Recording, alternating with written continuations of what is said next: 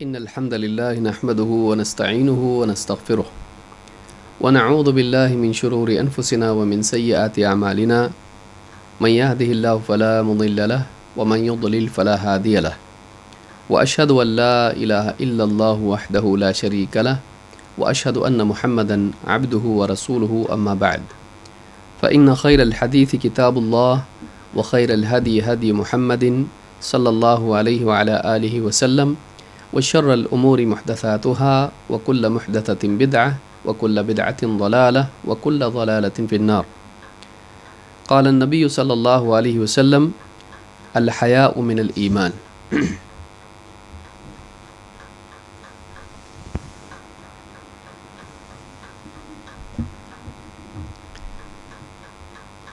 قال النبي صلى الله عليه وسلم الحياء من الإيمان.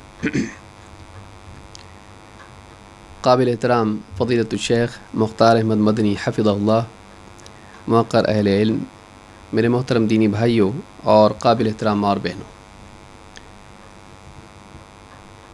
حافظ ابن حجر رحمہ اللہ کی کتاب بلوغ المرام کا آخری حصہ جو اخلاق و آداب سے متعلق ہے، کتاب الجامع، اس میں سے باب الترغیب فی مکارم الاخلاق، اچھے اخلاق کی ترغیب کا بیان۔ اس باب سے احادیث کا مطالعہ ہم کر رہے ہیں۔ آج اس باب کی حدیث نمبر 6 کا مطالعہ ہم کریں گے انشاءاللہ، اور یہ ایک بہت ہی اہم عنوان ہے جو آج کی حدیث میں ہمارے سامنے ہے، جو حیا، جس کو ہمارے ہاں پر شرم بھی کہا جاتا ہے، شرم و حیا سے متعلق ہے۔ حدیث کے الفاظ ہیں: وعن ابن عمر رضی اللہ تعالی عنہما قال قال رسول اللہ صلی اللہ علیہ وسلم الحیاء من الایمان، متفق علیہ۔ عبداللہ ابن عمر رضی اللہ تعالی عنہما سے روایت ہے، فرماتے ہیں اللہ کے رسول صلی اللہ علیہ وسلم نے ارشاد فرمایا کہ حیا ایمان میں سے ہے، متفق علیہ۔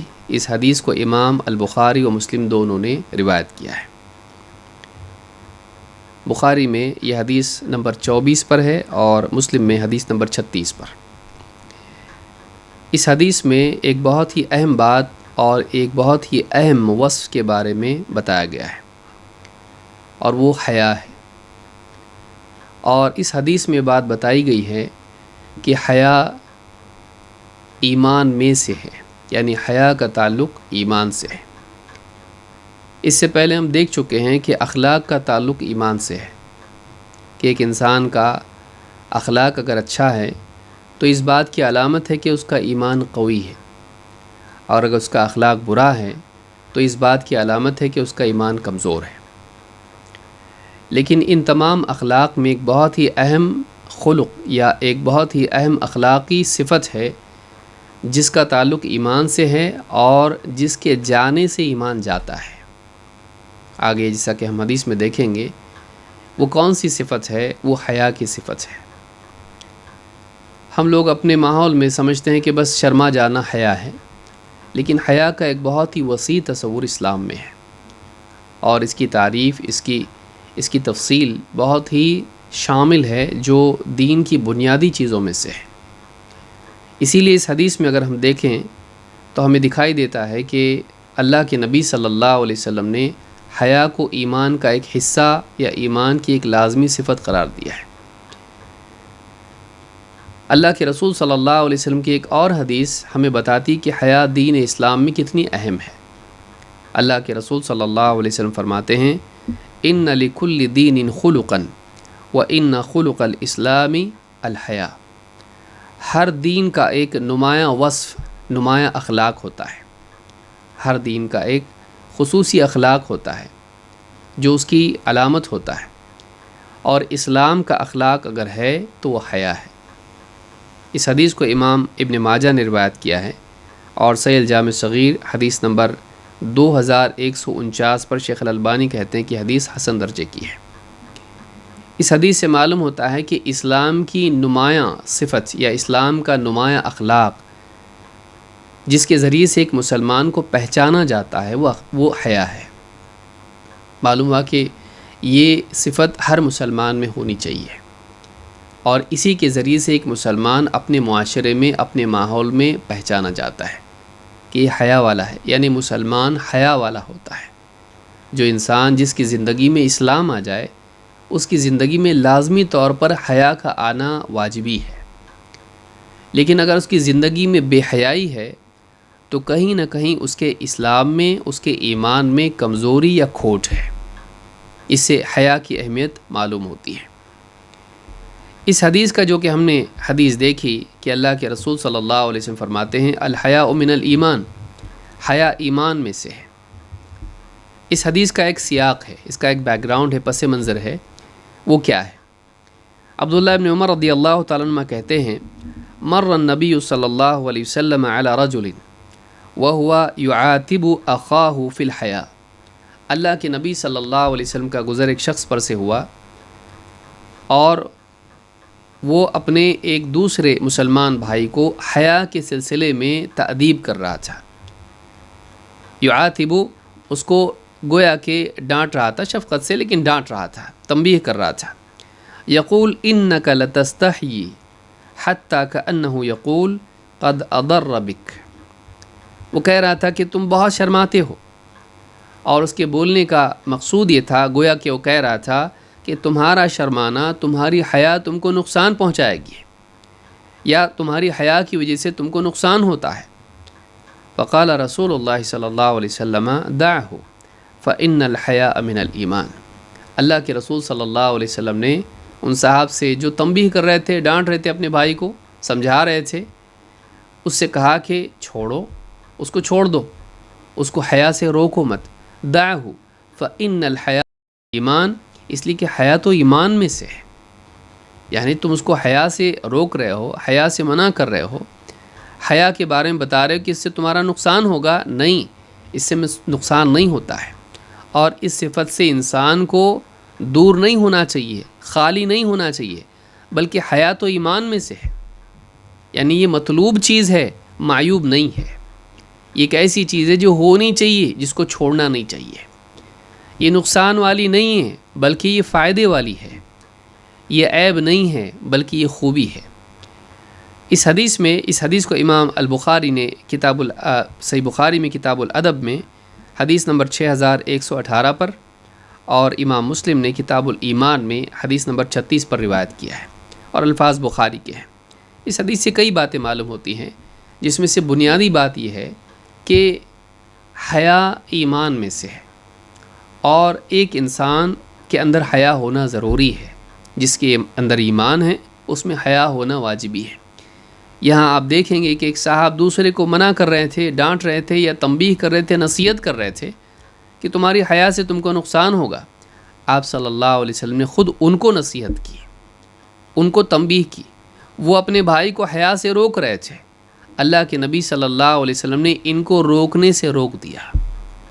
معلوم ہوا کہ بعض اوقات ایک انسان لا علمی کی وجہ سے ایک مطلوب کو منکر سمجھنے لگتا ہے، ایک ایسی چیز جو اچھی ہے یہ سمجھنے لگتا ہے کہ یہ چیز اچھی نہیں ہے، اس میں نقصان ہے، تو اللہ کے نبی صلی اللہ علیہ وسلم نے ان کو اسی سے منع کر دیا کہ تم ان کو ٹوکو مت، روکو مت، منع مت کرو، حیا سے باز آنے کی تنبیہ ان کو مت کرو، بلکہ حیا ایمان میں سے ہے۔ اس سے یہ بھی معلوم ہوتا ہے کہ نصیحت کرنے والے کے لیے علم ہونا ضروری ہے۔ دین کی تبلیغ اور دعوت اور نصیحت اور امر بالمعروف اور نہی عن المنکر کے لیے ضروری ہے کہ پہلے انسان کے پاس علم ہو۔ بعض اوقات علم نہیں ہونے کی وجہ سے ایک انسان ایسی چیز سے لوگوں کو، امت کو منع کرتا ہے جو کہ اچھی ہے، یا ایسی چیز کا حکم دینے لگ جاتا ہے جو بری ہے۔ لہٰذا علم کے بغیر خیر خواہی ممکن نہیں ہے۔ ایک انسان جو لوگوں کا خیر خواہ ہے، بھلا چاہ کے ان کو نصیحت کر رہا ہے، ایسے انسان کے پاس اگر شریعت کا، دین کا علم نہ ہو، قرآن و سنت کا علم نہ ہو، تو ایسا انسان فائدہ کم نقصان زیادہ کرے گا۔ تو اس واقعے میں بھی اس کو دیکھا جا سکتا ہے کہ وہ صاحب اپنے بھائی کو منع کر رہے تھے، لیکن آپ صلی اللہ علیہ وسلم نے فرمایا دعہ، چھوڑو اس کو، مت ٹوکو، مت روکو۔ فإن الحیاء من الایمان، حیا تو ایمان میں سے ہے۔ تو اس سے بھی معلوم ہوتا ہے کہ حیا بہت اہم چیز ہے۔ امام النووی رحمۃ اللہ علیہ فرماتے ہیں حیا کیا ہے؟ فرماتے ہیں قال اہل اللغۃ الاستحیاء من الحیاء واستحی الرجل من قوة الحیاة فیہ لشدت علمہ بمواقع العیب۔ شرح مسلم میں یہ بات انہوں نے کہی ہے، کہتے ہیں کہ اہل لغت کہتے ہیں کہ شرمانا، حیا کرنا حیات میں سے ہے، یعنی انسان کے اندر حیا کا ہونا اس بات کی علامت ہے کہ اس میں حیات ہے، یہ زندگی کے لوازمات میں سے ہے۔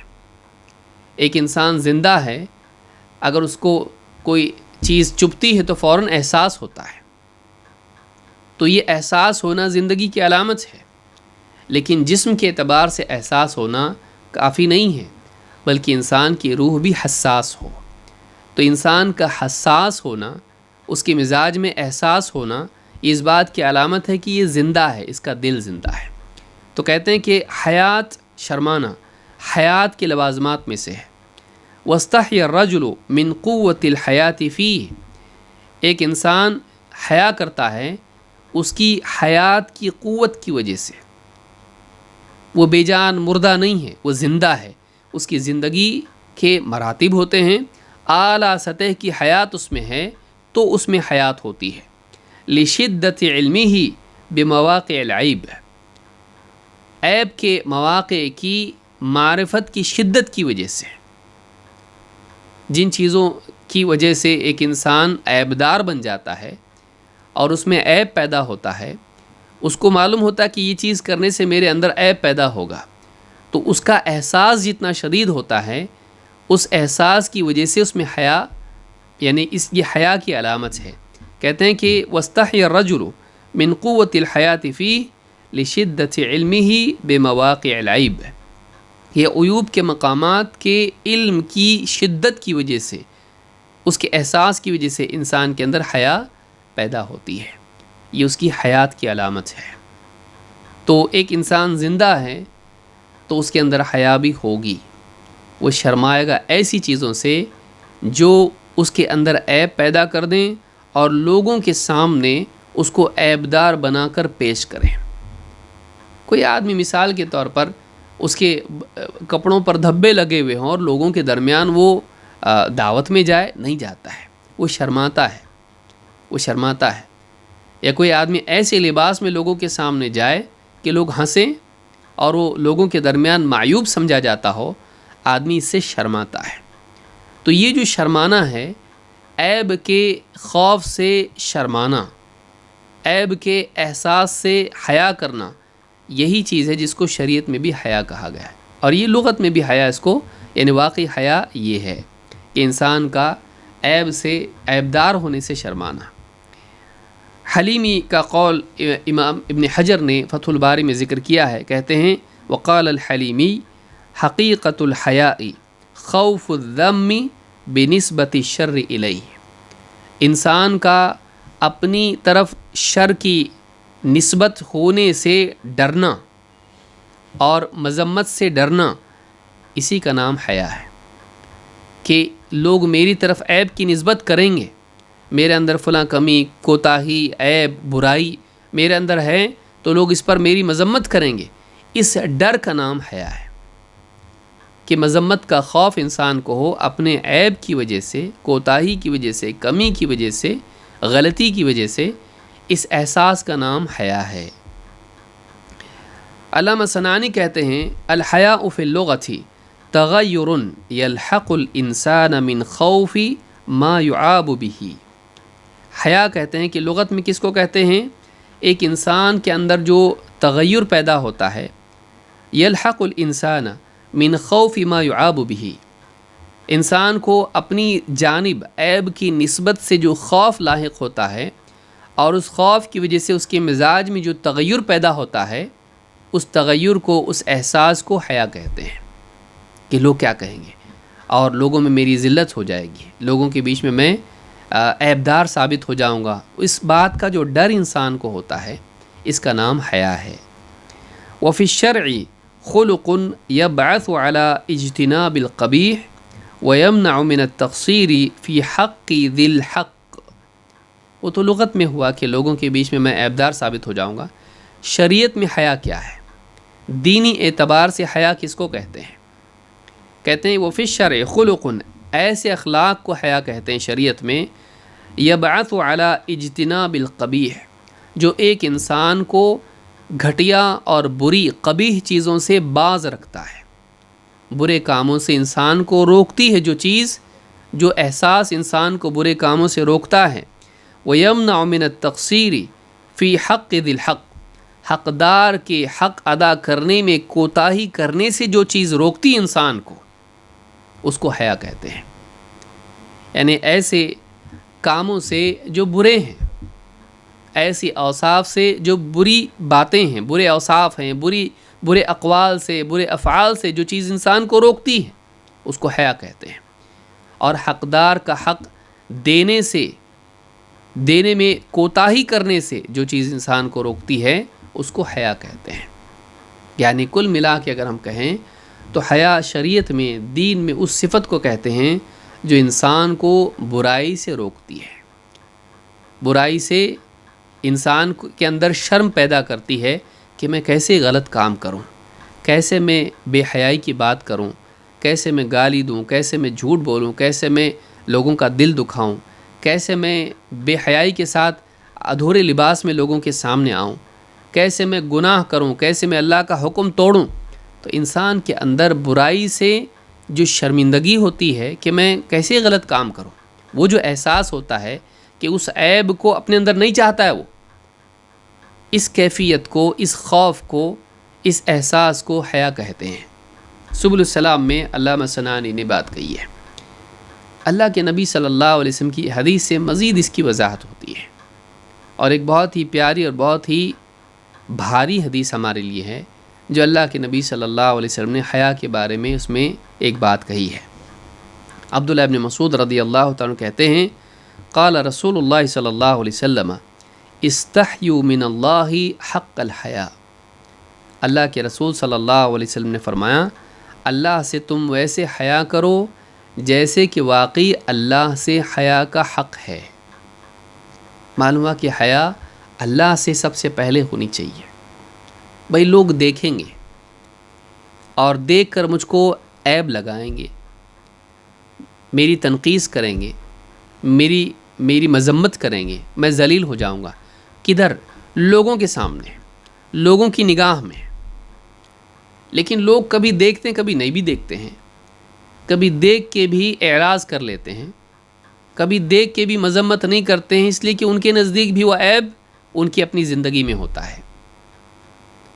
لیکن اللہ رب العالمین ہر وقت دیکھ رہا ہے، اور وہ پاک ہے تمام عیوب سے، اور وہ رب ہے، مالک ہے. اس کا مطالبہ ہے کہ انسان غلط کام نہ کرے، اور وہ پکڑ پر قادر ہے، اور آخرت میں محاسبہ کرنے والا ہے، اور ہر آن انسان کو دیکھ رہا ہے. نہ صرف اس کے ظاہر کو بلکہ اس کے دل کو بھی دیکھ رہا ہے، جس کے اندر جذبات اٹھتے ہیں گناہ کے، معصیت کے. تو اللہ رب العالمین کے آگے، اللہ کے سامنے اپنے ظاہر ہو جانے کو، اپنے عیوب کے، اپنی برائیوں کے، اپنی خرابی کے، اور اللہ کے سامنے گناہ کرنے سے انسان کو شرمانا چاہیے. تو اصل حیا اللہ سے ہونی چاہیے جو کہ انسان کا مالک ہے، محسن ہے، اور اللہ جو انسان کا محاسبہ کرنے والا ہے. تو اللہ کے رسول صلی اللہ علیہ وسلم فرماتے استحیوا من اللہ حق الحیا، اللہ سے ویسے حیا کرو جیسے کہ واقعی اللہ سے حیا کرنی چاہیے. قال قلنا یا رسول اللہ انا نستحی والحمد للہ. صحابہ نے جب سنا تو کہا اے اللہ کے رسول ہم تو حیا کرتے ہیں نا، الحمدللہ ہم تو حیا کرتے ہیں. علماء نے کہا یہاں پہ دیکھیے، انہوں نے کہا کہ ہم جیسے حق ہے حیا کا حیا کرتے ہیں، ایسا نہیں کہا. کچھ نہ کچھ تو حیا ہمارے اندر ہے، تو ہم یعنی حیا کرتے ہیں والحمدللہ. اور یہ بھی جو بھی ہم حیا کرتے ہیں ہمارا کمال نہیں ہے، والحمدللہ اللہ کی توفیق سے ہم کرتے ہیں. تمام تعریف اللہ کے لیے ہے. تو اللہ کی توفیق سے ہم کچھ نہ کچھ تو حیا کرتے ہیں. اللہ کے رسول بالکل سرے سے حیا سے ہم عاری تو نہیں ہیں. قال لیس ذاک، آپ نے کہا وہ نہیں، اتنا نہیں، ویسا نہیں جیسا تم کہہ رہے ہو. مطلوب وہ نہیں ہے، اتنا کافی نہیں ہے۔ وَلَكِنَّ الْإِسْتِحْيَاءَ مِنَ اللَّهِ حَقَّ الْحَيَاءِ أَن تَحْفَظَ الرَّأْسَ وَمَا وَعَى۔ آپ نے فرمایا نہیں، ویسا نہیں جیسا تم کہہ رہے ہو، جیسا تم سمجھ رہے ہو، اتنا نہیں جتنا تم کہہ رہے ہو، بلکہ اللہ تعالیٰ سے حیا کا حق ادا کرنا، جتنی حیا ہونی چاہیے ویسا حیا کرنا، اتنا حیا کرنا یہ ہے ان تحفظ الرأس وما وعى، کہ تو اپنے سر کی حفاظت کریں اور سر نے جن اعضاء کو گھیر رکھا ہے ان کی حفاظت کریں، سر کی حفاظت کریں اور سر نے جن اعضاء کو گھیر رکھا ہے، آنکھیں، کان اور زبان اور سر کے اندر دماغ، ان کی حفاظت کریں کہ بری باتیں نہیں سوچیں، بری چیزوں کو نہیں دیکھیں، اور اسی طرح سے کانوں کو غلط استعمال نہ کرے، غیبت سننے میں یا موسیقی سننے میں وغیرہ وغیرہ، بے حیائی کی باتیں سننے میں، اور زبان کو بے حیائی کی باتیں بولنے میں استعمال نہ کرے، ان کی حفاظت کرے اللہ تعالیٰ کی نافرمانی سے۔ والبطن وما حوا، اور پیٹ کی حفاظت کرے اور ان اعضاء کی جو پیٹ نے جن کو گھیر رکھا ہے، یا جن کے پیٹ کے اطراف جو اعضاء ہیں، پیٹ نے کن اعضاء کو گھیر رکھا ہے؟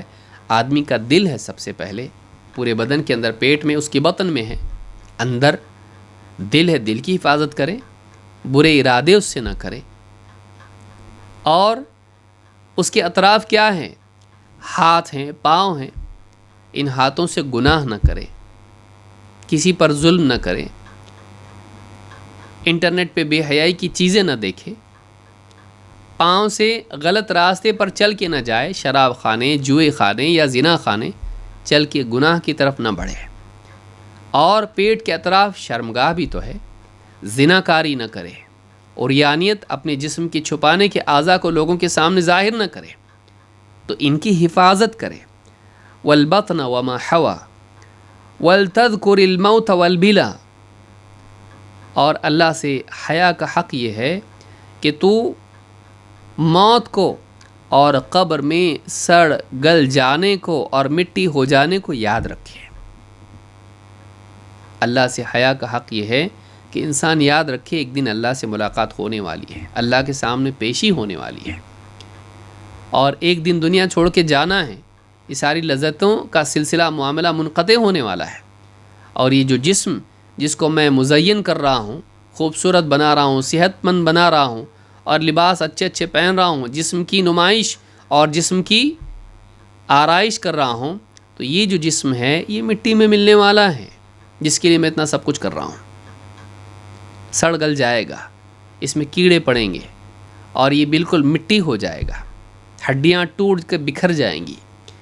وَلْتَذْكُرِ الْمَوْتَ وَالْبِلَا، اور پھر فرمایا وَمَنْ أَرَادَ الْآخِرَةَ تَرَكَ زِينَةَ الدُّنْيَا، کہ جو انسان آخرت کا ارادہ کرتا ہے وہ دنیا کی زینت کو چھوڑ دیتا ہے، یعنی کہ سرے سے چھوڑ دیتا ہے، عیدین میں زینت کا اہتمام کرتا ہے، اور جو مواقع ہیں ان میں زینت کا، شریعت کے لحاظ سے زینت کا اہتمام کرتا ہے، لیکن زینت ہی کو مقصود نہیں بناتا کہ صبح سے شام تک اپنی کنگھی، چوٹی اور چہرہ اور جو بھی چہرے پر لوازمات ہیں اور کپڑے اور یہ ساری چیزیں صبح سے شام تک اپنے کو نہارتے نہیں رہتا ہے، یا عورتیں جس طرح سے اپنے کو دیکھتی رہتی ہیں اور اپنے آپ کو بناتی سنوارتی رہتی ہیں۔ جو آدمی آخرت، جو انسان آخرت کا ارادہ کرتا ہے وہ دنیا کی زینت میں پھنسنے کو، اس کا عادی بننے کو، اسی میں مشغول ہونے کو چھوڑ دیتا ہے، بقدر حاجت، بقدر یعنی مقصود اس کو اختیار کرتا، اس کے علاوہ نہیں، بے وجہ اسی میں پڑا نہیں رہتا ہے کہ ہر وقت اپنے آپ کو موبائل فون میں دیکھتا رہتا ہے کیمرہ کے اندر کہ میں کیسے دکھائی دے رہا ہوں، اور پھر فوٹو اپنے اچھے اچھے نکال کر اس کو کالے کو گورا بنانا اور جسم کے سارے داغ کو جو ہیں اس میں سے ڈیلیٹ کرنا، یہ ساری چیزیں یہ اسی میں لگا نہیں رہتا ہے، اچھے اچھے کپڑے پہن کر لوگوں کے فوٹو نکال کے لوگوں میں ڈالنا نہیں۔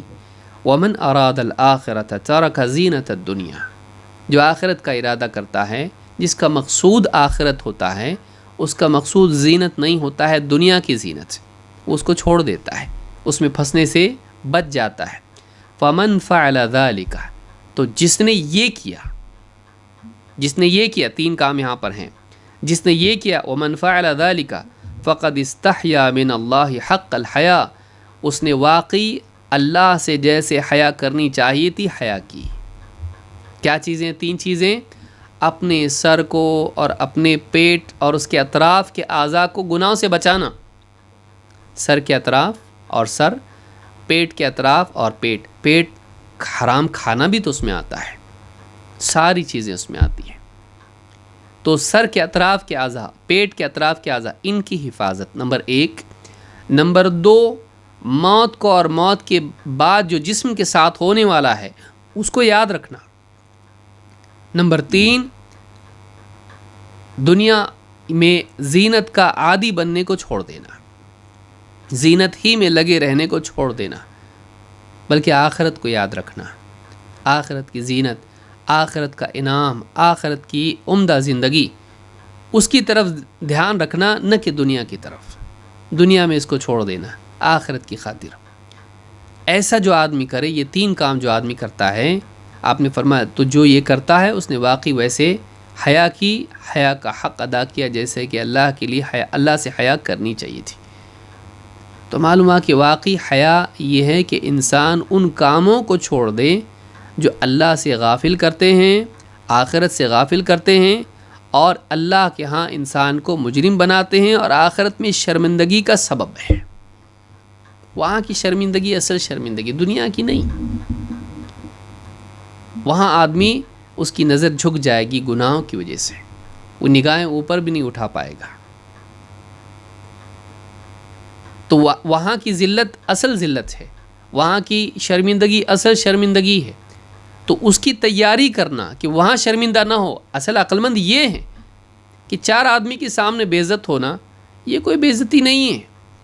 ساری مخلوق جمع ہوگی، جنات، انسان، فرشتے، صالحین، سب جمع ہوں گے، ان کے سامنے ذلیل ہونا یہ زیادہ بڑی ذلت ہے۔ اس سے بڑھ کے یہ کہ اللہ رب العالمین جو اس کا مالک ہے، اس کا رب ہے، احسان کرنے والا، رحیم، کریم رب، اس کے سامنے ذلیل ہو انسان، یہ بڑی ذلت ہے۔ اس کا احساس دنیا میں ہونا واقعی یہ حیا ہے، اور پھر اس ذلت سے بچنے کے اسباب کو اختیار کرنا، معصیت، اپنے بدن کو گناہوں سے بچانا، یہ اصل حیا ہے۔ تو یہ جو چیز ہے حدیث میں بیان ہوئی ہے۔ اس حدیث کو امام احمد، ترمذی، حاکم نے روایت کیا ہے، اسی طرح سے امام البیہقی نے شعب الایمان میں بھی اس کو روایت کیا ہے۔ صحیح الجامع الصغیر حدیث نمبر 935، اور حدیث حسن ہے۔ یہ بہت پیاری حدیث ہے اور بہت جامع حدیث ہے، ہمیشہ اس کو اپنے سامنے رکھنا چاہیے تاکہ ہم واقعی اللہ سے حیا کرنے والے بنیں۔ امام النووی نے جنید البغدادی رحمہ اللہ کا قول بھی ذکر کیا ہے جو حیا سے متعلق ہے۔ فرماتے ہیں الحیاء رؤیت الآلاء ای النعم ورؤیت التقصیر فیتولد بینہما حالۃ تسمى الحیا۔ جنید بغدادی کہتے ہیں حیا کیا ہے؟ حیا یہ ہے کہ ایک انسان ایک طرف اللہ تعالیٰ کی نعمتوں پر نظر کرے، کیا کیا اللہ تعالیٰ نے نعمتیں عطا کی ہیں، اچھا جسم دیا، کھانا پینا اور لباس دیا، اور دنیا میں وہ سب کچھ فراہم کر دیا جو انسان کی ضرورت ہے۔ تو ایک طرف تو انسان ان نعمتوں اور دین دیا اللہ تعالیٰ نے، سب سے بڑی چیز جس کے ذریعے سے ایک انسان جانور کی سطح سے اٹھ کر ایک اعلیٰ انسان کی زندگی گزار سکے، اللہ کا قرب حاصل کر سکے، آخرت کی کامیابی حاصل کر سکے۔ یہ ساری نعمتیں اللہ رب العالمین نے عطا کی، ان نعمتوں پر نظر ڈالے ہیں۔ پھر اس کے بعد ان نعمتوں کے پانے کے بعد میں نے کتنی کوتاہی اللہ رب العالمین کے حق میں کی، ان کوتاہیوں پر نگاہ ڈالے۔ میں نے کیا کیا؟ مال ملا، کہاں خرچ کیا؟ صحت ملی، کہاں خرچ کیا؟ علم ملا، کیا خرچ کیا؟ کہاں اس کے مطابق عمل کیا؟ آنکھ، کان، زبان، جسم، جو بھی صلاحیتیں اللہ تعالیٰ نے دی، میں نے اس کا کیا استعمال کیا؟ اللہ کے لیے میں نے کتنا استعمال کیا؟ اللہ کے حکم کے مطابق کتنا استعمال کیا؟ میں نے کتنی کوتاہی کی؟ اللہ کا کتنا شکر کیا؟ اللہ کی کتنی فرما برداری میں نے کی؟ تو ایک طرف اللہ کی نعمتوں کا استحضار اور دوسرے اپنی کوتاہیوں پر نگاہ، ان دونوں چیزوں کے اوپر نگاہ ڈالنے کے بعد فَيَتَوَلَّدُ بَيْنَهُمَا حَالَةٌ تُسَمَّى الْحَيَاءُ، ان دونوں کے بیچ میں ان دونوں کاموں کے کرنے پر انسان کے اندر ایک حالت پیدا ہوگی، اس حالت کا نام حیا ہے۔ اللہ کے انعامات اور اپنی کوتاہیاں، ان دونوں پر غور کر کے جو شرم انسان کو آتی ہے، اس شرم کو حیا کہتے ہیں۔ کیا کیا میں نے؟ اللہ نے اتنا میرے لیے کیا، میں نے اللہ کے لیے کیا کیا؟ یہ جو شرمندگی ہے جو دنیا میں انسان کو ہوتی ہے، اس کا نام حیا ہے۔ ابن حجر رحمہ اللہ فرماتے ہیں وَقَدْ يَتَوَلَّدُ الْحَيَاءُ مِنَ اللَّهِ تَعَالَى مِنَ التَّقَلُّبِ فِي نِعَمِهِ، اللہ رب العالمین کی نعمتوں میں تقلب، لوٹنے پلٹنے، یعنی نعمتوں سے استفادہ کرنے، نعمتوں میں جینے سے انسان کے اندر اللہ تعالیٰ سے حیا پیدا ہوتی ہے۔ کس طرح سے؟ فَيَسْتَحْيِي الْعَاقِلُ أَن يَسْتَعِينَ بِهَا عَلَى مَعْصِيَتِهِ، ایک عقل مند آدمی اس بات سے شرماتا ہے کہ اللہ ہی کی دی ہوئی نعمتیں اللہ ہی کے حکم کے خلاف اللہ کی معصیت میں استعمال کرے۔ اللہ کی دی دنیا میں ایک انسان آپ پر احسان کرے اور آپ اسی احسان کو، اسی دی ہوئی چیز کو اس کی خلاف استعمال کریں، اس کو اسی سے نقصان پہنچائیں، آدمی کتنا شرماتا ہے کہ اسی کی چیز سے اس کو میں کیسے نقصان پہنچاؤں، اس کی چاہت کے خلاف اس کو ناراض کرنے والا کام اسی چیز سے کروں میں، تو انسان اس سے شرماتا ہے۔ اللہ رب العالمین اتنی ساری نعمتیں انسان کو دیں، ایک عقل مند آدمی اللہ کی ان نعمتوں کو لے کر اللہ ہی کی نافرمانی میں اس کو استعمال کرنے سے شرماتا ہے۔ تو کہتے ہیں فَيَسْتَحْيِي الْعَاقِلُ أَن يَسْتَعِينَ بِهَا عَلَى مَعْصِيَتِهِ وَقَدْ قَالَ بَعْضُ السَّلَفِ، بعض سلف نے یہ بھی بات کہی ہے خَفِ اللَّهَ عَلَى قَدْرِ قُدْرَتِهِ، اللہ تعالیٰ سے اتنا ڈر جتنی اللہ کو تجھ پر قدرت ہے۔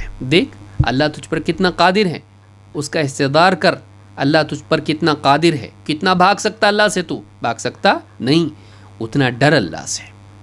اور وَاسْتَحْيِ مِنْهُ عَلَى قَدْرِ قُرْبِهِ مِنْكَ، اور اللہ سے ویسے حیا کر، اتنی حیا کر جتنا اللہ تعالیٰ تجھ سے قریب ہے۔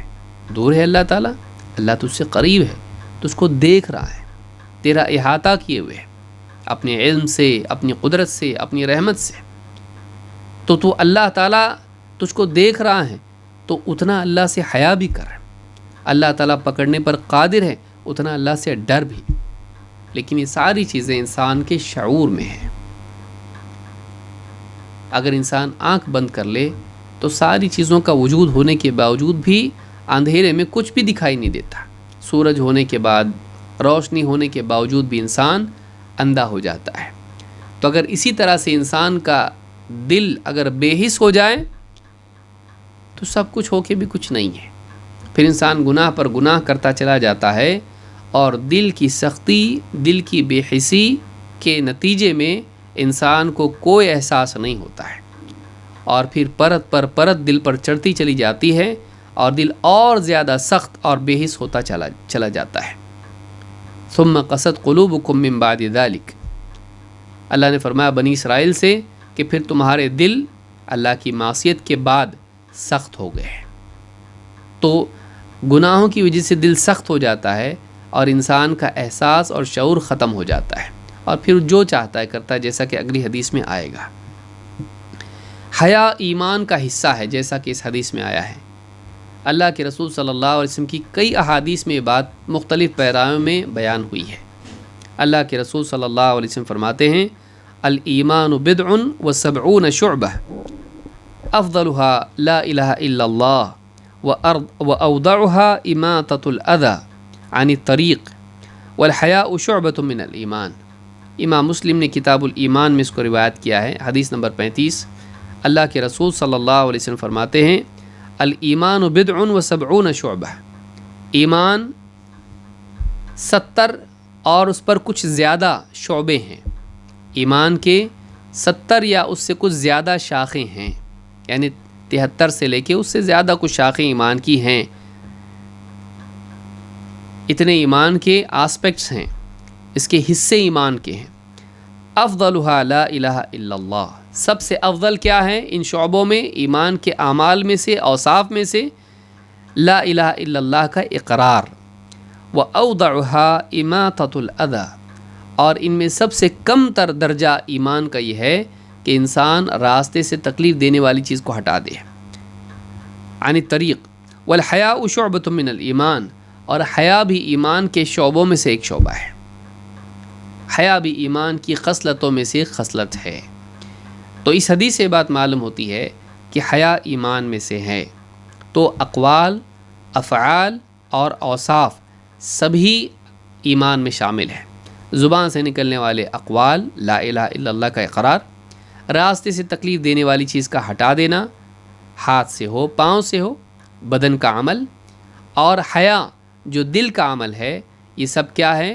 زبان، جسم اور دل، ان سے ظاہر ہونے والے اعمال، ان سے نکلنے والے اعمال سب ایمان میں شامل ہیں. ابن قتیبہ رحمہ اللہ کہتے ہیں والذی عندی فی ذلک ان الحیاء ربما قطع عن المعاصی کما یقطع الایمان فصار شعبۃ منہ. یعنی ایمان میں سے کا مطلب کیا ہے؟ حیا اور ایمان کا جوڑ کس اعتبار سے؟ کہتے ہیں کہ جو بات میرے نزدیک ہے، غور و فکر کر کے جو بات میری سمجھ میں آتی ہے وہ یہ کہ حیا اکثر انسان کو گناہوں سے روکتی ہے.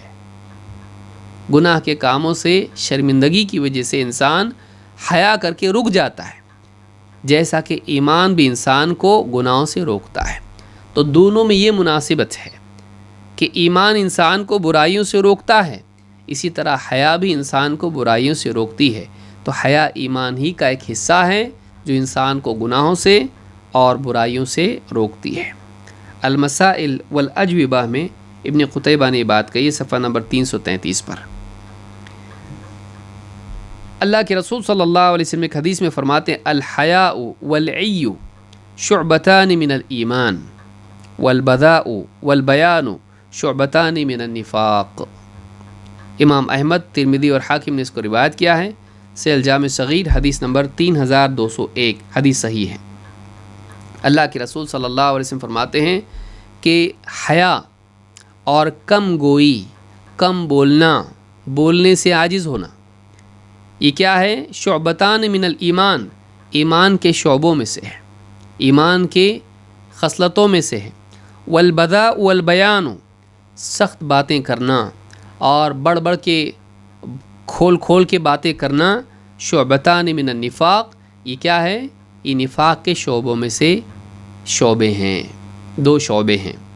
یعنی انسان کا ایسے کام کرنے سے رک جانا اور شرم کرنا جو عیب والے ہیں شریعت کے اعتبار سے، دین کی روشنی میں، یا جس سے لوگوں کو تکلیف ہوتی ہے، برا لگتا ہے، مروت کے خلاف ہیں، ایسے کاموں سے رک جانا حیا، یہ ایمان میں سے ہے.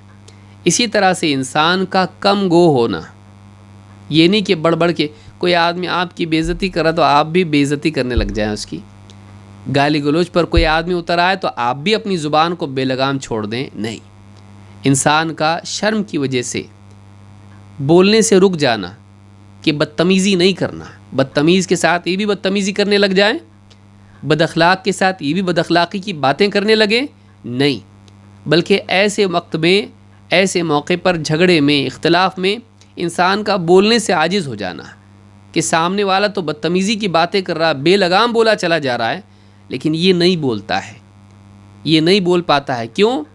اپنے ایمان کی وجہ سے، اپنی حیا کی وجہ سے، کہ اپنے اخلاق کی وجہ سے یہ نہیں بول پاتا ہے. یہ ایمان کا حصہ ہے کہ ایمان کی وجہ سے یہ اپنی زبان کو اس کی طرح غلط استعمال نہیں کر رہا ہے، یہ ایمان میں سے ہے.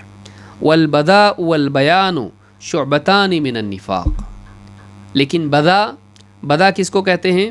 کہ ایک انسان دل دکھانے والی، بے مروتی والی باتیں کرنے لگے، دل توڑ کے بات کرے کسی کی، اور بیان، اور ایک دم کھول کھول کے ننگی باتیں کرے اور گھٹیا باتیں کرے، اور اس طرح کی ساری باتیں اس میں آتی ہیں کہ بہت زیادہ واضح کر کے بیان کر کے باتیں کرنا. یہ کیا ہے؟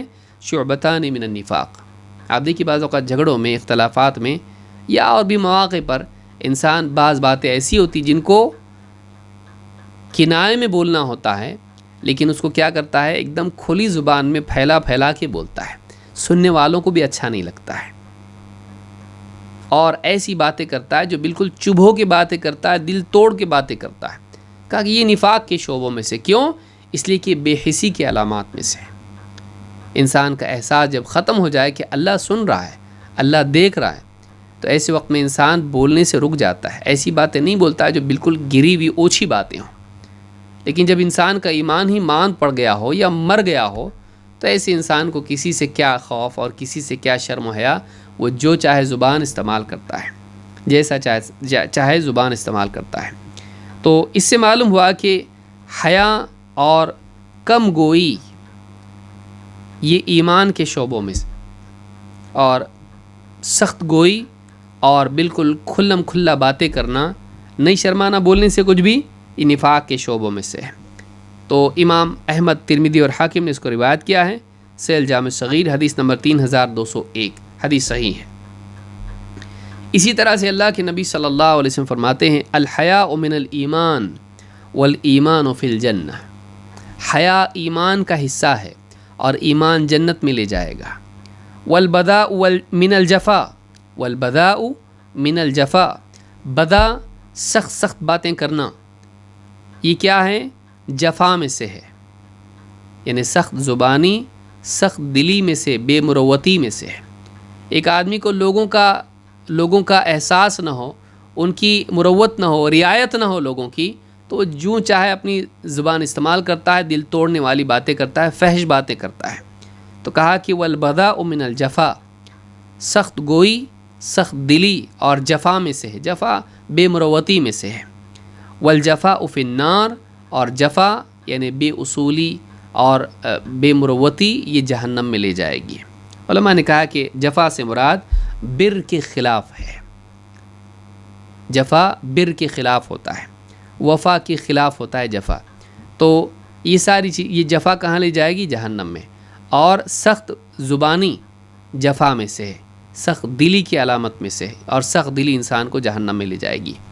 امام ترمذی، حاکم نے اس کو روایت کیا، اسی طرح سے امام البیہقی نے، اور اسی طرح سے امام طبرانی نے الکبیر میں۔ امام البیہقی نے شعب الایمان میں اس کو روایت کیا ہے، صحیح الجامع صغیر حدیث نمبر 3199، اور حدیث صحیح ہے۔ معلوم ہوا کہ یعنی حیا ایمان کا حصہ ہے، اور حیا کے نتیجے میں انسان جنت میں جائے گا۔ کیوں؟ اس لیے کہ ایمان جنت میں لے جاتا ہے، حیا جنت میں لے جاتی ہے۔ حیا کی کمی ایمان کی کمی کی علامت ہے، بلکہ حیا کا نکل جانا ایمان کے نکل جانے کی علامت ہے۔ علی الاطلاق سرے سے حیا زندگی سے نکل جائے، نہ آدمی لوگوں سے حیا کرے، نہ اللہ سے حیا کرے، سرے سے اس کی زندگی میں حیا نہ ہو، تو اس بات کی علامت ہے کہ اس کے اندر ایمان نہیں ہے۔ اللہ ہم سب کی حفاظت فرمائے۔ اور جس درجے میں حیا کم ہوگی، اس درجے میں ایمان میں کمی ہوگی۔ اللہ کے نبی صلی اللہ علیہ وسلم فرماتے ہیں، ان الحیاء والایمان قرنا جمیعا، اللہ تعالیٰ نے حیا اور ایمان کو، دونوں کو ایک ساتھ جوڑے رکھا ہے۔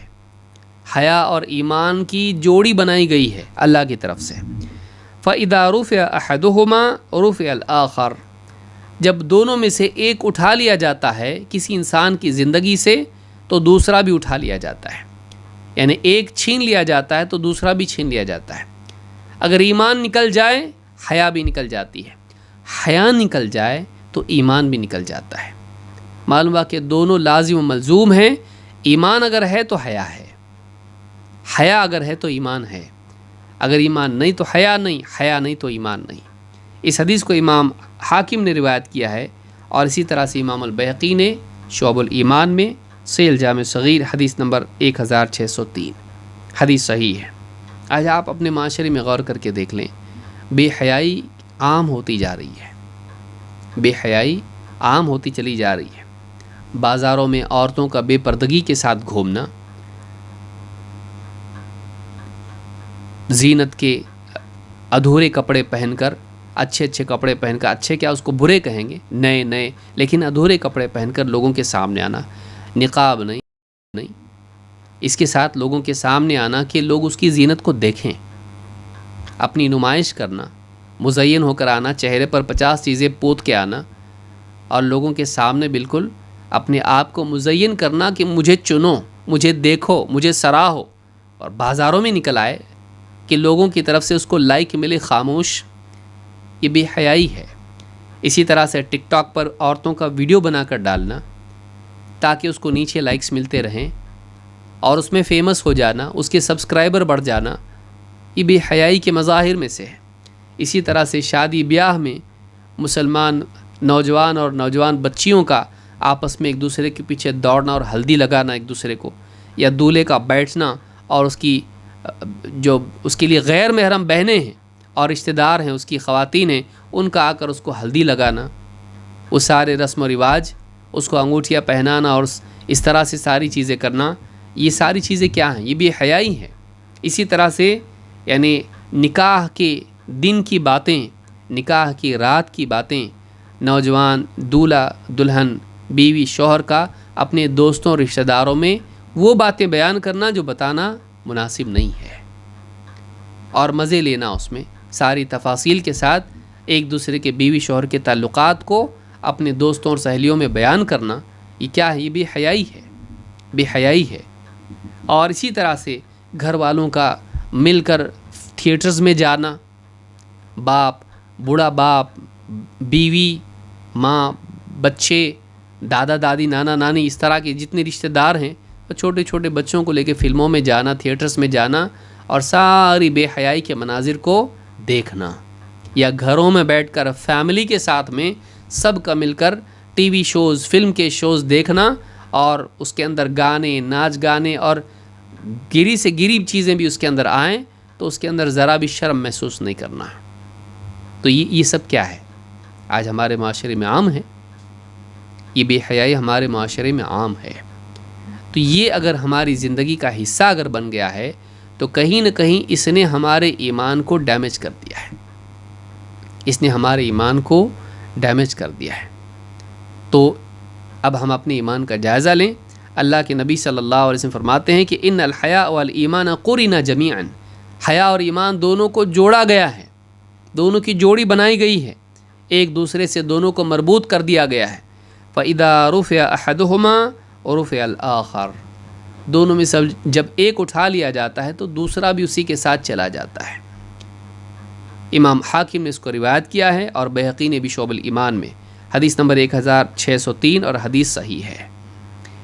اللہ کے رسول صلی اللہ علیہ وسلم فرماتے ہیں ان الحیاء والعفاف والعی عی اللسان لا عی القلب والعمل من الایمان، چار چیزیں بیان کی اللہ کے نبی صلی اللہ علیہ وسلم نے کہ چاروں چیزیں ایمان میں سے ہیں، حیا، عفاف، عی اللسان اور عمل صالح، کہ ایک انسان کا شرمانا، حیا کرنا اللہ تعالیٰ سے یا برائی کر کے یعنی لوگوں کے بیچ میں بے مروت کام کرنے سے شرمانا، یہ حیا ایمان میں سے ہے۔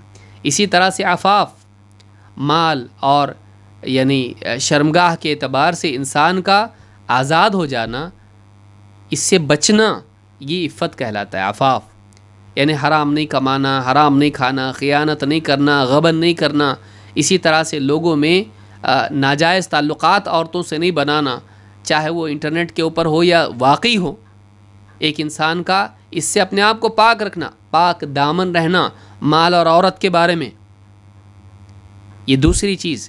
3 والعی، آپ نے فرمایا عی اللسان لا عی القلب، کہا کہ زبان کا گویا کہ کم گو ہو جانا، یہ نہیں کہ دل کا گنگا ہو جانا، زبان کا گنگا ہونا، گنگا اس اعتبار سے کہ بری باتیں بولنے سے آدمی رک جائے، اس کی زبان رک جاتی ہو حیا کی وجہ سے، گھٹیا باتیں بولنے سے، تو گویا کہ گنگا ہے آدمی، زبان ہو کے بھی بات نہیں کرتا ہے، سارے لوگ گالیاں دے رہے ہیں، گندی باتیں کر رہے ہیں، جوکس گندے گندے بول رہے ہیں دوستی آفس میں اور مجلسوں میں، لیکن یہ نہیں بولتا ہے، لوگوں کے اندر بیٹھ کے خاموش رہتا ہے ایسی مجلس میں، بلکہ اٹھ کے چلا جاتا ہے، اور اگر مجبوراً بیٹھنا پڑے، جا نہیں سکتا ہے تو اس میں شریک نہیں ہوتا، وہ بھی اپنی طرف سے کوئی گھٹیا باتیں نہیں کرتا ہے، گندے جوکس نہیں بولتا ہے۔ گویا کہ لوگوں کے بیچ میں کیا بات ہے بھائی، تم تو گونگے بن گئے، خاموش بیٹھے ہو، کیا بات ہے؟ زبان کا گونگا، دل کا نہیں، دل اس کا اللہ سے باتیں مناجات کرنے والا ہے، نماز میں، تنہائیوں میں اللہ کی طرف متوجہ ہونے والا دل ہے اس کا۔ گونگی زبان، گونگا دل نہیں، جاہل دل نہیں، بلکہ خاموش زبان۔ اور چوتھے والعمل، اور عمل زندگی میں ہونا، یہ کیا ہے؟ من الایمان۔ ایک آدمی حیا کرتا ہے اللہ سے اور وہ پاک دامن ہے مال و عورت کے معاملے میں، اور اس کی زبان بے حیائی کی باتیں نہیں کرتی ہے، اور وہ اعمال صالحہ کا اہتمام کرتا ہے، آپ نے فرمایا یہ ایمان میں سے ہے، یہ ایمان میں سے ہے۔ اور کہا کہ وَإِنَّهُنَّ يَزِدْنَ فِي الْآخِرَةِ وَيُنْقِصْنَ مِنَ الدُّنْيَا، اور یہ چیزیں جس انسان کی زندگی میں آتی ہیں اس کی آخرت میں اضافہ کرتی ہیں، دنیا میں کم کرتی ہیں۔ بس انسان جو ہے حیا کی وجہ سے مال سمیٹنے والا نہیں بنتا، عہدے پانے والا نہیں بنتا۔ بے حیا آدمی ہوتا ہے جو گر پڑ کے چیزیں حاصل کر لیتا ہے، چاہے عزت چلی جائے مال تو ملا، چاہے دنیا کا بے عزت ذلیل کیوں نہ ہو جائے عہدہ مل گیا۔ تو بعض اوقات انسان بے عزت ہونا گوارا کر لیتا ہے چیز پانے کے لیے۔ کہا کہ یہ چیزیں جو ہیں، لیکن جو آدمی واقعی حیا والا ہے، دیندار ہے، ایمان والا ہے، وہ دنیا کھونے کو برداشت کر لیتا ہے، لیکن اپنی عزت اور اپنی آخرت کھونے کو برداشت نہیں کرتا ہے۔ تو کہا کہ یہ جو چیزیں ہیں، یہ چار چیزیں جس میں ہیں، اِنَّهُنَّ يَزِدْنَ فِي الْآخِرَةِ، یہ آخرت میں بڑھاتی ہیں نعمتوں کو، درجات کو اور اجر و ثواب کو، وَيُنْقِصْنَ مِنَ الدُّنْيَا، اور اس کی دنیا میں سے کم کر دیتی ہیں۔ دنیاوی فوائد سے آدمی محروم رہ جاتا ہے حیا کی وجہ سے، تقویٰ کی وجہ سے، پاک دامنی کی وجہ سے، بہت سارے دنیا کے مفادات کو چھوڑنا پڑتا ہے حیا کی وجہ سے۔ وَلَمَا يَزِدْنَ فِي الْآخِرَةِ أَكْثَرُ مِمَّا يُنْقِصْنَ فِي الدُّنْيَا، اور آپ نے فرمایا یاد رکھو کہ آخرت میں جو یہ بڑھا دیتی ہیں، دنیا میں جو کم کرتی ہیں اس سے بہت زیادہ ہے۔ آخرت میں جو اس میں بڑھنے والا ہے، یہ نہیں کہ جتنا دنیا میں کم ہوتا ہے اتنا ہی آخرت میں بڑھتا ہے، نہیں، دنیا میں بہت کم ہوتا ہے، دنیا میں نقصان بہت کم ہوتا ہے، لیکن آخرت کا فائدہ اس کے مقابلے میں بہت زیادہ ہے۔ یہاں تنکا گیا تو وہاں پہاڑ ملے گا، تو یہاں جو کھوتا ہے اس سے کئی گنا زیادہ آخرت میں اللہ دیتا ہے۔ تو یہ دنیا کی حیا اور دنیا میں عفت اور دنیا میں زبان کی طہارت و پاکیزگی اور آدمی کے اعمال کی صلاح، اس کے اعمال کا اچھا ہونا، یہ ایمان میں سے ہے۔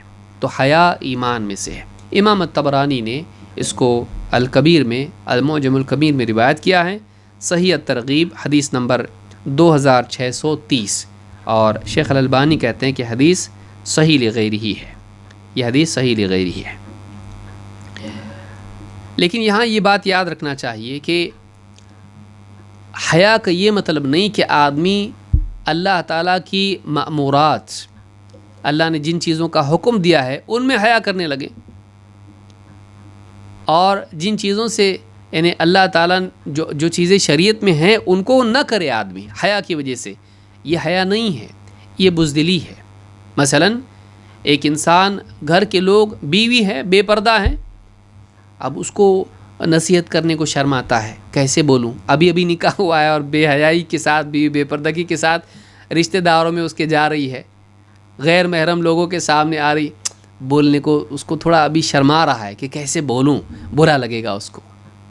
تو یہ جو ہے یہ حیا نہیں ہے، یہ بزدلی ہے، یہ بزدلی ہے۔ یا لوگوں کو امر بالمعروف اور نہی منکر کرنے سے آدمی ڈرے، غلط کو غلط بولنے سے ڈرے، صحیح کو صحیح بولنے سے ڈرے کہ لوگوں کا دل ٹوٹ جائے گا، لوگوں کو برا لگے گا، لوگ کہیں گے کیسا آدمی ہے، دیکھو مجلس خراب کر دیا، سب کا موڈ خراب کر دیا۔ یہ جو چیز ہے یہ بزدلی ہے، یہ مداہنت ہے، یہ حیا نہیں ہے۔ آدمی کہے گا کہ بھئی حیا جب اچھی چیز ہے تو بہت سارے لوگ تو شرماتے ہیں، صحیح کام کرنے سے شرماتے، صحیح کام کرنے سے شرماتے ہیں، تو یہ کیا ہے؟ تو یہ حیا نہیں ہے۔ ابن حجر رحمہ اللہ فرماتے ہیں المراد بالحیاء فی هذه الاحادیث ما یکون شرعیا ان احادیث میں جو حیا جس کی تعریف آئی ہے، جن کو ایمان سے جوڑا گیا ہے، تو وہ حیا ہیں جو شرعی حیا ہیں، جس کو لوگ حیا کہتے وہ نہیں۔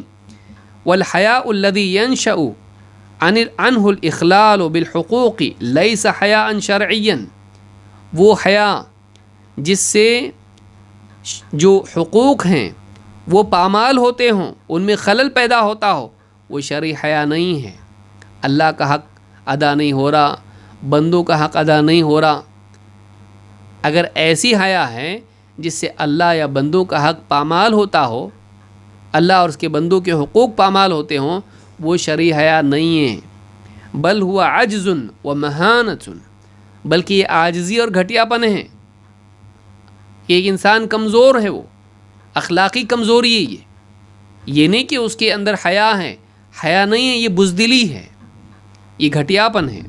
وَإِنَّمَا يُطْلَقُ عَلَيْهِ حَيَاءٌ لِمُشَابَهَتِهِ لِلْحَيَاءِ الشَّرْعِي، اس کو حیا لوگ اس اعتبار سے کہتے ہیں کہ شرعی حیا کے تھوڑا سا مشابہ ہے، یہ دیکھنے میں ویسی دکھائی دیتی ہے لیکن ہے نہیں وہ حیا، وہ بزدلی ہے، وہ مخلوق کا خوف زیادہ اللہ کا کم ہے۔ خوف جو ہونا چاہیے، عیب کا احساس اللہ کی نسبت سے زیادہ ہونا چاہیے، آخرت کی نسبت سے زیادہ ہونا چاہیے، نہ کہ دنیا کی نسبت سے اور مخلوق کی نسبت سے ہو۔ اگر ایسا ہے تو پھر یہ حیا نہیں ہے، یہ معیوب چیز ہے۔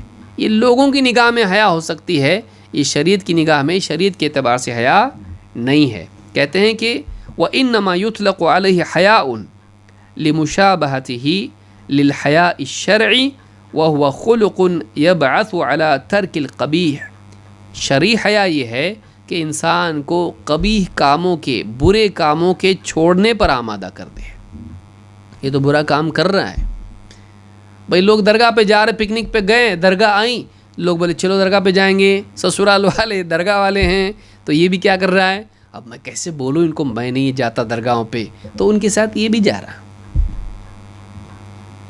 سارے رشتہ دار ہیں، چلو بھائی فلانے دریا پکنک پہ گئے تو سب جو ہیں بے پردہ ہو کے پانی میں جا رہے ہیں اپنے پورے پیچے اٹھا کے، یہ بھی جا رہا ان کے ساتھ میں، بولے ہاں تو یہ بھی کپڑے اتار کے انڈر ویئر کے اوپر جا رہا تیرنے کے لیے۔ لوگوں میں کیسا دکھاؤں گا، بیچ پہ میں ایک دم شریف اتنا دکھوں گا، تو ان لوگوں کی وجہ سے وہ اللہ تعالیٰ کا حکم توڑنے والا بن گیا۔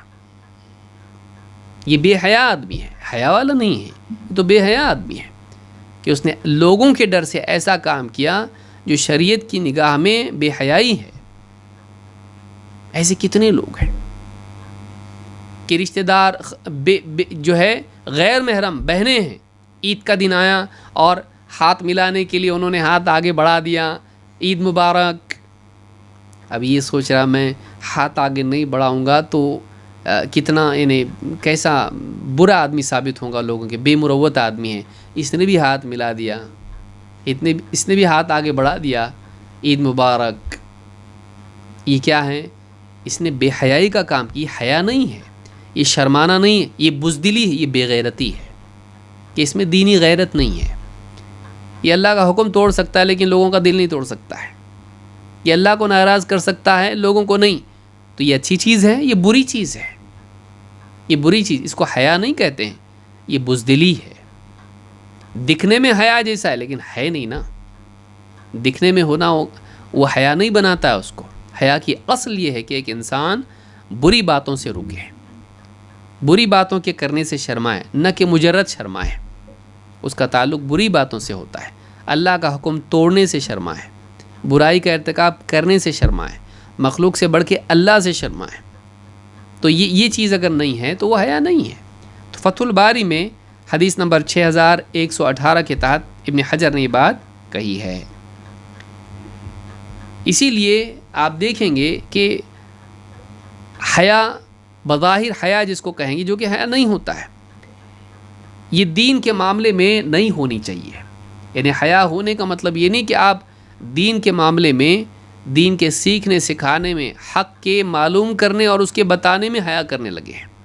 اسی لیے مجاہد رحمہ اللہ فرماتے ہیں لا يتعلم العلم مستحی ولا مستکبر، دو لوگ علم حاصل نہیں کر پاتے ہیں، ایک وہ جو حیا کرے علم حاصل کرنے میں، سوال پوچھنے میں، حق معلوم کرنے میں، یا وہ آدمی جو گھمنڈی ہو، متکبر ہو، اپنی بڑائی میں مبتلا ہو؟ ایسا آدمی علم حاصل نہیں کرتا ہے۔ وہ یہ سوچتا ہے میں کیوں کسی سے پوچھوں، میری ذلت ہوگی لوگوں کے سامنے، لوگ مجھ کو عیب لگائیں گے کہ کیسا آدمی ہے، اس کو ابھی تک معلوم نہیں، تو میں لوگوں کی نگاہ میں چھوٹا ہو جاؤں گا، مجھے بڑا ہی بنے رہنا ہے۔ وہ نہیں پوچھتا علماء سے، وہ جاہل رہنا پسند کرتا ہے، لیکن پوچھ کر تھوڑی دیر کی ذلت برداشت کرنا پسند نہیں کرتا ہے۔ اسی طرح سے وہ آدمی جو حیا والا ہوتا ہے وہ نہیں پوچھتا ہے۔ لیکن حیا والا اگر آدمی ہے جس کو صراحتاً پوچھنے میں حیا آتی ہو، اس کو چاہیے کہ وہ کسی اور کے ذریعے سے پوچھے، کوئی مسئلہ نہیں۔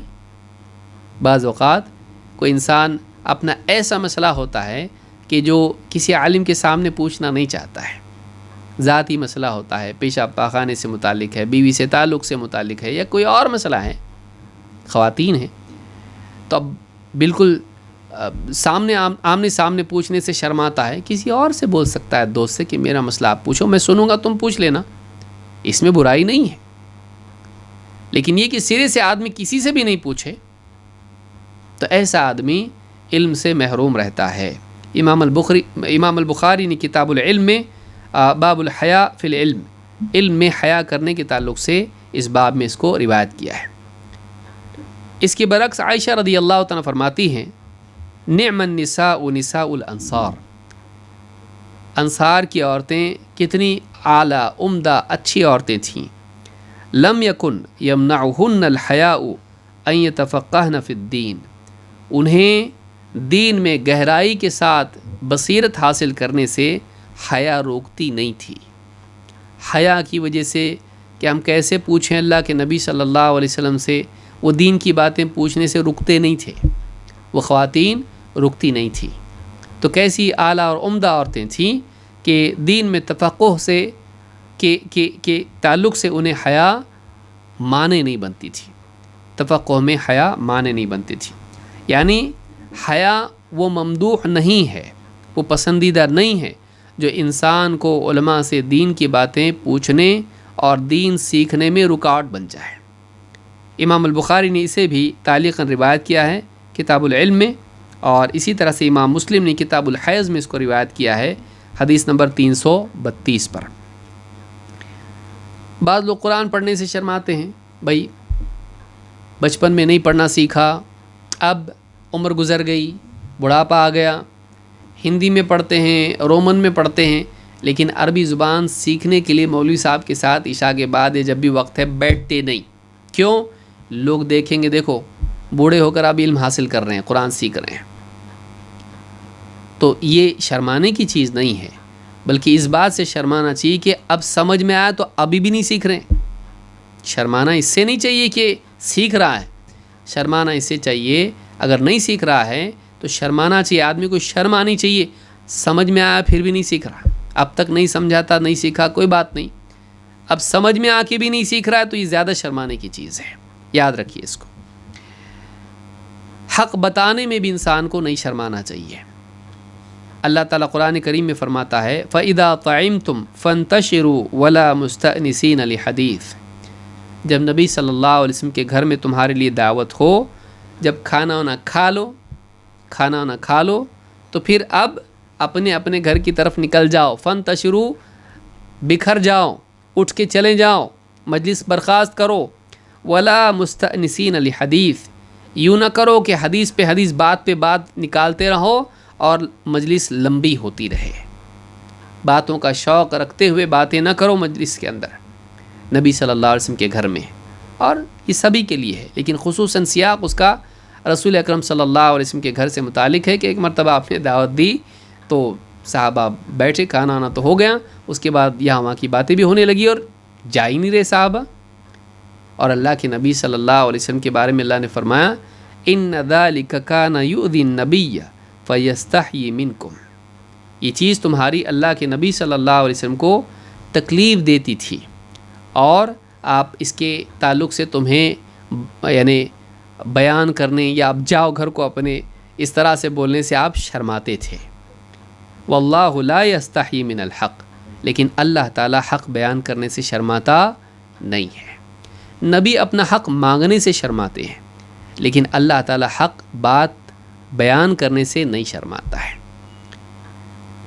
اپنا حق مانگنے سے شرمانا کوئی بری بات نہیں ہے، ہاں لیکن حق بیان کرنے سے اللہ کے نبی صلی اللہ علیہ وسلم بھی نہیں شرماتے تھے اور اللہ بھی نہیں شرماتا ہے۔ یہ سورۃ الاحزاب کی آیت نمبر 53 ہے، اس کا سیاق آپ تفسیر میں دیکھ سکتے ہیں۔ تو اللہ نے فرمایا کہ اللہ حق بیان کرنے سے نہیں شرماتا۔ تو اللہ تعالیٰ کی صفات میں سے ایک یہ ہے کہ اللہ تعالیٰ حق بیان کرنے سے شرماتا نہیں۔ تو یہ خوبی ہے کہ حق بیان کرنے سے نہ شرمایا جائے کہ ایک انسان لوگوں کے بیچ میں کیسے حق بیان کر دے، لوگوں کا دل ٹوٹے گا، لوگ برا مانیں گے، یا لوگ مجھ کو عیب لگائیں گے، لوگ مجھ کو گھور کے دیکھیں گے، تو کیسے میں بیان کروں؟ نہیں، حق بیان کرنے سے اگر حیا رکاوٹ بنتی ہے، وہ حیا نہیں ہے، وہ بزدلی ہے، ایسا نہیں ہونا چاہیے۔ تو امام البغوی اس آیت کی تفسیر میں کہتے ہیں ای لا یترک تأدیبکم و بیان الحق حیاء، اللہ تعالیٰ تمہیں تنبیہ کرنے، تأدیب کرنے سے اللہ تعالیٰ شرماتا نہیں ہے، حق کے بیان کرنے سے اللہ شرماتا نہیں ہے، اور یہ نہیں کہ اللہ تعالیٰ شرما کے تم کو نصیحت کرنا چھوڑ دے، ایسا نہیں ہے۔ اللہ کے نبی صلی اللہ علیہ وسلم خود بہت حیا والے تھے، اللہ تعالیٰ بھی حیا کرتا ہے۔ حدیث میں جیسے آیا ہے کہ بندہ یعنی جب اپنے دونوں ہاتھ اللہ کے آگے دعا میں پھیلاتا ہے تو اللہ تعالیٰ بڑا حیا والا ہے، وہ اس بات سے حیا کرتا ہے کہ بندے کے ہاتھوں کو خالی ہاتھ لوٹا دے، تو اللہ حیا کرتا ہے۔ نبی صلی اللہ علیہ وسلم بھی حیا والے تھے۔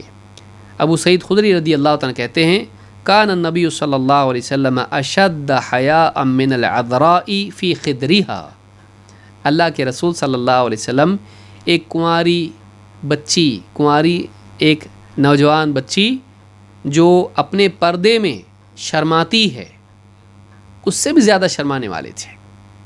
ایک کنواری بچی اپنے پردے میں جیسے شرماتی ہے، اس سے زیادہ حیا والے اللہ کے رسول صلی اللہ علیہ وسلم تھے۔ فَإِذَا رَأَى شَيْئًا يَكْرَهُهُ عَرَفْنَاهُ فِي وَجْهِهِ، جب آپ کوئی ایسی چیز دیکھتے جو آپ کو پسند نہیں ہوتی تو ہم آپ کے چہرے کو دیکھ کر ہی سے پہچان لیتے ہیں۔ بعض اوقات کوئی انسان آپ کو تکلیف پہنچاتا اور آپ کو اس سے تکلیف ہوتی، لیکن آپ حیا کی وجہ سے بول نہیں پاتے ہیں، لیکن آپ کے چہرے پر اس کا اثر دکھائی دیتا۔ کسی کی وجہ سے آپ کو پریشانی لاحق ہوتی تو آپ کچھ بول نہیں پاتے حیا کی وجہ سے، مروت کی وجہ سے، اخلاق کی وجہ سے، لیکن صحابہ کہتے ہیں کہ آپ کے چہرے پر ہم کو اس کا اثر دکھائی دیتا ہے۔ بلکہ بہت ساری دوسری چیزیں بھی جو آپ کے چہرے پر اس کے آثار ہم کو فوراً دکھائی دیتے، یہ آپ کو پسند نہیں ہے، یہ آپ کو پسند نہیں ہے، تو آپ کے دل میں جو ناپسندیدگی کا احساس ہوتا تھا، اس کا اثر آپ کے چہرے پر نمایاں طور پر دکھائی دیتا تھا۔ تو یہ جو حدیث ہے یہ بخاری مسلم میں موجود ہے، بخاری کتاب الادب 6102 اور مسلم کتاب الفضائل حدیث نمبر 2320 الفاظ بخاری کے ہیں۔ مثال کے طور پر آپ دیکھیں، یعنی یہاں پر جو بات ہم نے دیکھی کہ حق بیان کرنے میں حیا نہیں کرنا چاہیے، اس کی بھی حدود ہیں، یہ نہیں کہ آدمی ایک دم کھل کے بات کرے۔ بعض باتیں شرم و حیا کی ہوتی ہیں، انہیں بیان کرنے میں انسان کو سلیقے سے بات کرنا چاہیے، خاص کر کے ایسے مجمع میں جہاں پر خواتین بھی ہیں اور انسان وہاں بات کر رہا ہے، یا بڑے ہیں وہاں پر اور بات کر رہا ہے، تو ایسی مجالس میں بعض ایسی چیزیں ہوتی ہیں جو شرم کی ہوتی ہیں، اس کے لیے الفاظ صحیح طور پر استعمال کرنے چاہیے، اس میں انسان کو بہت ساری باتیں کنایے میں بیان کرنا چاہیے۔ تو اللہ کے رسول صلی اللہ علیہ وسلم کی حدیث سے یہ بات معلوم ہوتی ہے۔ عائشہ رضی اللہ تعالیٰ فرماتی ہیں سألت امرأة النبی صلی اللہ علیہ وسلم کیف تغتسل من حیضتها، ایک عورت اللہ کے رسول صلی اللہ علیہ وسلم کے پاس آئی، مجلس میں تھی، اس نے اللہ کے رسول صلی اللہ علیہ وسلم سے پوچھا کہ حیض سے کیسے پاک ہونا ہے، حیض کا غسل کر کے پاک کیسے ہونا ہے۔ قال فذکرت انہ علمها کیف تغتسل، راوی کہتے ہیں کہ حضرت عائشہ نے بتایا کہ اللہ کے رسول صلی اللہ علیہ وسلم نے اس عورت کو سکھایا کہ غسل کیسے کرنا چاہیے حیض کا۔ پھر آپ نے فرمایا ثم تأخذ فرصة من مسک فتطہر بها، پھر آپ نے فرمایا کہ پھر پاکیزگی کے لیے کپاس کا پھایا یا کپاس کا ایک ٹکڑا لے کپڑے کا ایک ٹکڑا لے اور اس کو مشک والا عطر لگائے اور پھر اس سے صاف کرے، پاک کرے۔ قالت کیف اتطہر بہا، اس عورت نے پوچھا اللہ کے رسول، پاس کی کپی سے یا اس کے پھائے سے اور عطر لگا کر یا اس سے یعنی مشک لگا کر میں کیسے صفائی کروں؟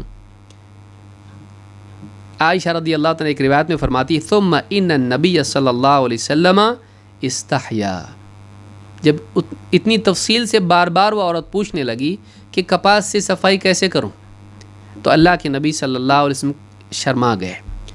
فأعرض بوجهه، آپ نے اپنا چہرہ پھیر لیا۔ ایک روایت میں آپ نے فرمایا تطہری بہا سبحان اللہ، آپ نے کہا سبحان اللہ، پاکی حاصل کرے۔ آپ اس طرح سے بولتے رہے، آپ نے تفصیل سے نہیں بتایا، آپ نے کہا بس کپاس لے اور صفائی کر لے اپنی جگہ کی۔ تو اس نے کہا کیسے؟ تو آپ نے کہا سبحان اللہ، پاک ہو جائے، صفائی کریں۔ وَاسْتَتَرَ وَأَشَارَ لَنَا سُفْيَانُ بْنُ عُيَيْنَةَ بِيَدِهِ عَلَى وَجْهِهِ، اور آپ نے اپنے چہرے پر ہاتھ رکھ دیا اس طرح سے۔ یہ عورت اتنی تفصیل سے پوچھ رہی ہے، کیسے بتاؤں اس کو؟ یعنی کچھ باتیں ایسی ہوتی ہیں جو اشارے میں بتانے کی ہوتی، بتانا ہے لیکن اشارے میں ہے، تو اس کی بھی کچھ حدیں ہیں۔ ایک آدمی کھلم کھلا بیان کر دے، اس کی بھی حدیں ہیں۔ اللہ کے نبی صلی اللہ علیہ وسلم نے یعنی چہرے منہ پر ہاتھ رکھ دیا، چہرے کو چھپایا اپنے اور کہا سبحان اللہ، صفائی کر لے، اپنی کپاس سے صاف کر لے۔ سفیان جو حدیث کے راوی، انہوں نے کر کے بتایا، اپنے چہرے پر ہاتھ رکھا۔ حضرت عائشہ فرماتی ہیں قالت عائشہ وَاجْتَذَبْتُهَا إِلَيْهِ وَعَرَفْتُ مَا أَرَادَ النَّبِيُّ صلی اللہ علیہ وسلم، فرماتی ہیں کہ آپ گھر میں ہی تھی۔ حضرت عائشہ فرماتی کہ میں نے اس کو پکڑ کے اپنی طرف کھینچا، اپنے پاس لیا، اور میں سمجھ گئی کہ اللہ کے نبی صلی اللہ علیہ وسلم کی مراد کیا تھی، کیسے پاکی حاصل کرے۔ فَقُلْتُ تَتَّبِعِي بِهَا أَثَرَ الدَّمِ، خون کا جو اثر ہے اس جگہ کو اس کپاس سے صاف کرے۔ امام البخاری نے اور امام مسلم نے اس کو کتاب الحیض میں دونوں نے روایت کیا ہے۔ بخاری حدیث نمبر 314 اور مسلم حدیث نمبر 332، الفاظ مسلم کے ہیں۔ تو اللہ کے نبی صلی اللہ علیہ وسلم نے بالکل ایک دم کھول کے بیان نہیں کیا، بلکہ آپ نے کنایے میں بیان کیا، اور آپ نے وہاں تک بیان کیا کہ ایک عورت کو سمجھنا چاہیے۔ اور پھر حضرت عائشہ رضی اللہ تعالیٰ تھی، تو انہوں نے کہا ٹھیک ہے، میں تفصیل سے تجھ کو بتاتی ہوں۔ تو اس طرح کے جو مرد اور عورت کے معاملات ہوتے ہیں، اس میں انسان کو، بولنے والے کو احتیاط سے بولنا چاہیے، ایسی زبان استعمال کرنا چاہیے جو حیا اور یعنی مہذب زبان ہو، حیا والی زبان ہو، یعنی کہ ایک دم کھلم کھلا ایسی زبان بولے کہ سننے والے خود سن کر شرمندہ ہو جائے۔ تو یہ جو چیزیں ہیں یہ حیا سے متعلق تھیں۔ ایک اور حدیث اسی تعلق سے ہے، لیکن میں سمجھتا ہوں اس کو ہم اگلے درس میں دیکھیں گے، اور اس میں 3 بہت ہی اہم اصول فقہی اعتبار سے بھی ہمارے سامنے آتے ہیں، انشاءاللہ اس کو بھی ہم سمجھنے کی کوشش کریں گے۔